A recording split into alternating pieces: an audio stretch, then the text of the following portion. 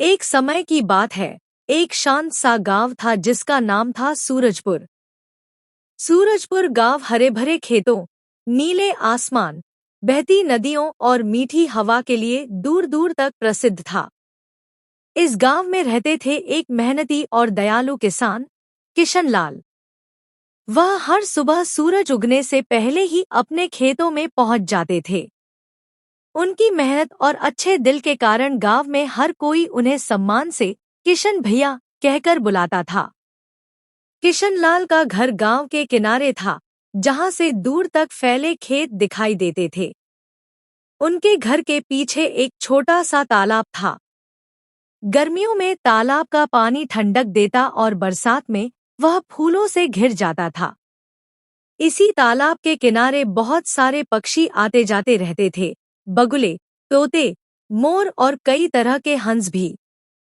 लेकिन इनमें से एक सफेद हंस बाकी हंसों से थोड़ा अलग था।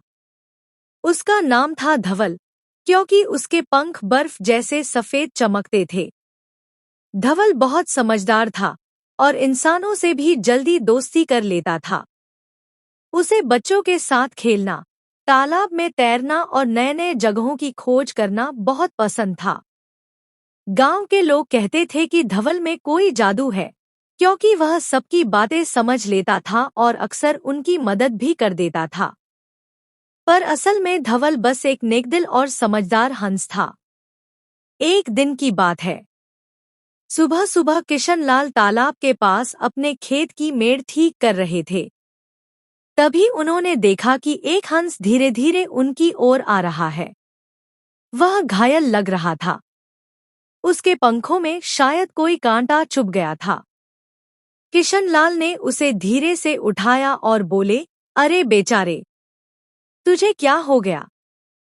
धवल हंस दर्द से हल्की आवाज में बोला, हाँ हाँ, जैसे मदद मांग रहा हो। किशनलाल उसे घर ले आए।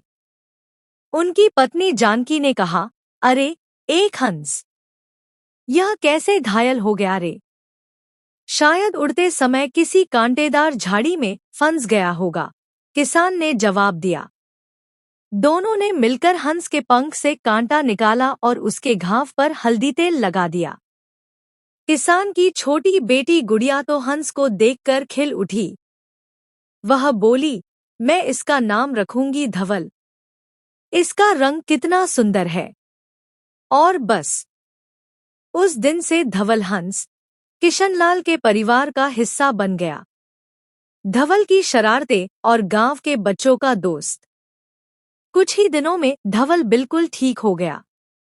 अब वह हर सुबह किशनलाल के साथ खेतों में जाने लगा। Subscribe to my channel.